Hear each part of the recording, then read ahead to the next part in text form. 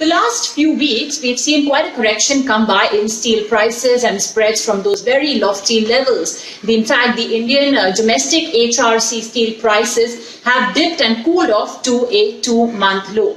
But guess what? The MD of JSPL or Jindal Steel, Ms. VR Sharma, believes that this is just temporary, and in a few weeks from now, precisely speaking by end of July, we should see prices, especially for construction steel, rebound. And how? Mr. Sharma says that, after that bit of slowdown seen in April and May, demand is picking up once again. For JSPL, he says that they are primarily in infra steel manufacturing. So because of that, their demand has been relatively steady.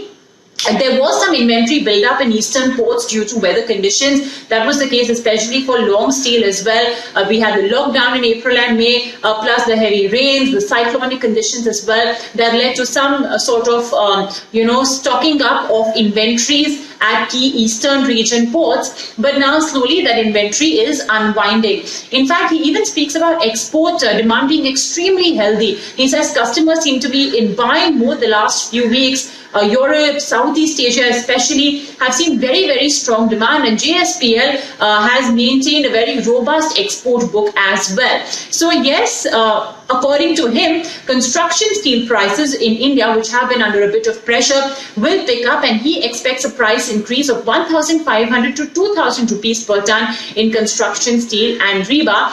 Another indicator, according to him, is also some of the other indices. So scrap, HPI, pig iron, all of these prices have been going only up. So that as well is an indicator of future steel prices. But of course, while steel prices may be, going up, or in fact, up until now, they've just been moderating, the problem is that iron ore and coking coal prices have as well gone up. In fact, Mr. Sharma notes that this is the first time in decades that coking coal and iron ore prices have largely equalized, because coking coal has now reached $210 and iron ore is at $230 per ton. However, he does say that, the cost price, iron ore, coking coal, etc., and the average realization seem to be moving hand in hand. So there won't be much of an impact on JSPL's EBITDA levels. They will manage to sustain the margin levels and the profitability level on costs and iron ore availability as well. He says that at this point of time, there is 3 million tons of iron ore stock lying with plants. There's no real shortage of iron ore. And furthermore, the government as well is looking at reviving, a law that asked Odisha-based iron ore miners to first